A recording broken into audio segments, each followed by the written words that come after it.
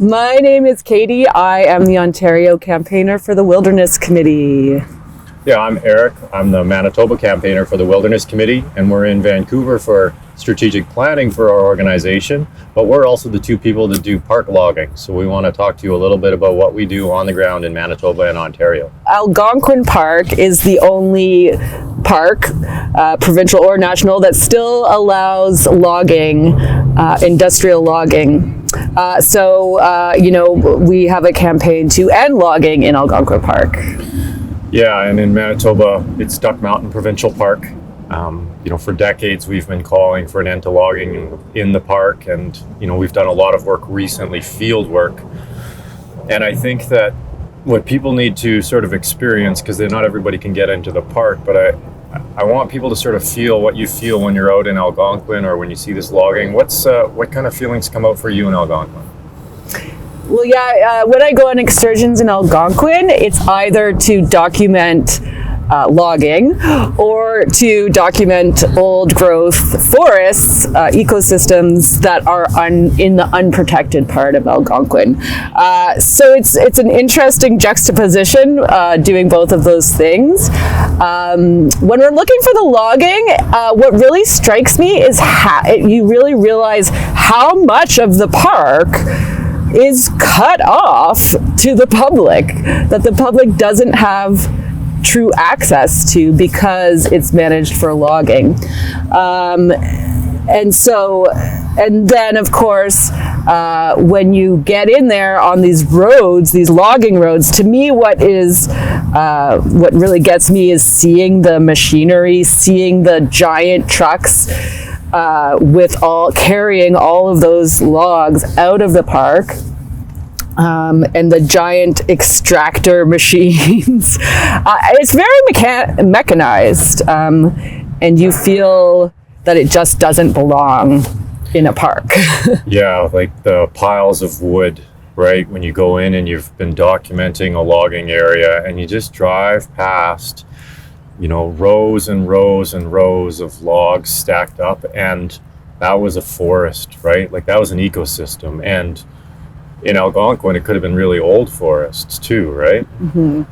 Yeah, I mean, we've been in places where right next to where logging roads are and logging's happening, you can see, old growth, really big mature trees. And that they are quite likely next, on the chopping block.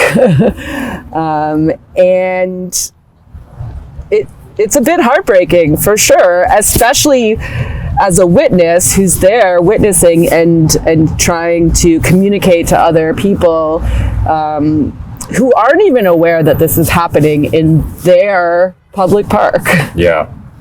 What is it like being in some of the older forests in Algonquin? You get to search those out too. What are those areas like? I mean, being in an old growth forest is an experience really like no other. It's the big trees for sure. Finding those big trees, putting your arms around them, looking up at them, realizing that they're 300, 400, 500 years old. Wow. Is amazing, but then it's also sort of the feel of the forest itself. So the old growth forest isn't just the big trees, it's a particular landscape, it's a particular lighting, it's something that's really hard to describe in words, and that you can only really truly understand when you're in it, and you just it's a feeling you want other people to have. Yeah, that's exactly it. You sense that the forest is different. For me, I see the light changes because the trees are taller, and the temperature is different, and the humidity and the moisture because the plants along the ground, they're given more time to be big and mature, and the plants along the ground can be 100 years old, and old growth is it's an experience, like you said, that we should have. When I'm in Duck Mountain, we don't have the forests that old, but there are some areas you get into and you realize that these trees, like predate everything around here. And I remember a specific black spruce. It was on the edge of a logging road. I'd been walking for hours documenting the logging, and the black spruce was bigger, you know, it was meters taller than every other tree around it. And it was bigger around than like anything you find short of big forests in Alaska. Like, it was an extraordinary tree in an area that isn't protected. It's inside a park, so it should be protected, but it's there. And we're losing these things. If we don't stop the logging in parks, we're going to lose these things, and we're not getting them back. And no one else is going to see these because, you know, it's however many kilometers down a logging road before people see it. Yeah. Yeah, I mean, it's so true. You can't plant an old growth forest, right? And so it's getting that across to people too, that, you know, yes, in the logging companies, you know, log in a way that the trees will grow back or plant trees. But there's something essentially different about a forest that's allowed to grow naturally, as opposed to like a plantation that's being, you know, that's just going to be cut again. That's there to be cut again. It's a different value.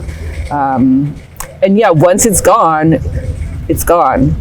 And especially in protected parks, that's where we should be valuing those different ecosystems that, you know, that contain creatures, that contain living things that we don't even fully understand. Yes.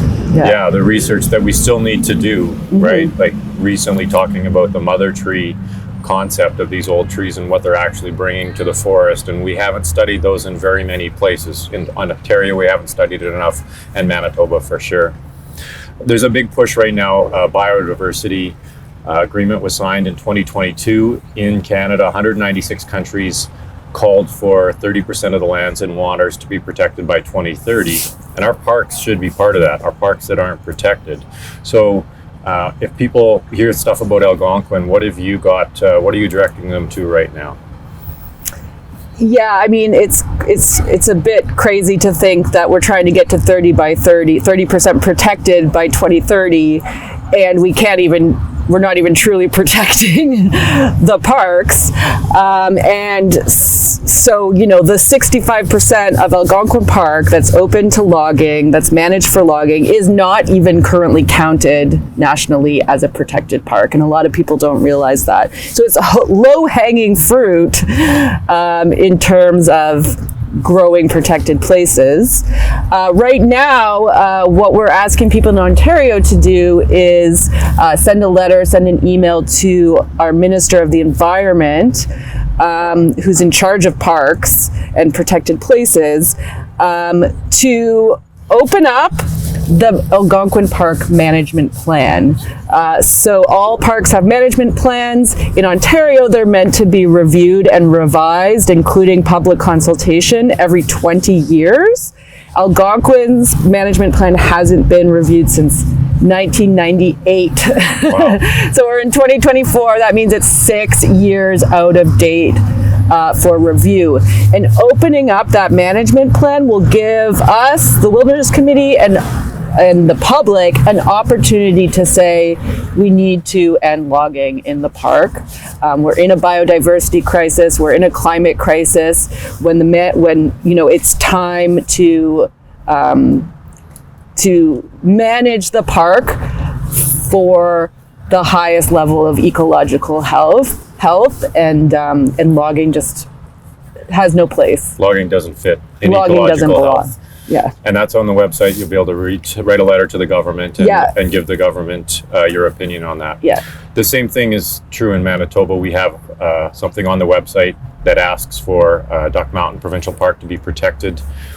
As the logging contract is expiring, right now we're asking that a lot of this area be designated according to the wishes of the 3 First Nations who still utilize this area. Minigosabig, Tutnawasabing, and Wiskasipik, among others, are utilizing this region, and their wishes as to making Indigenous protected and conserved areas. That's what the Wilderness Committee wants to see.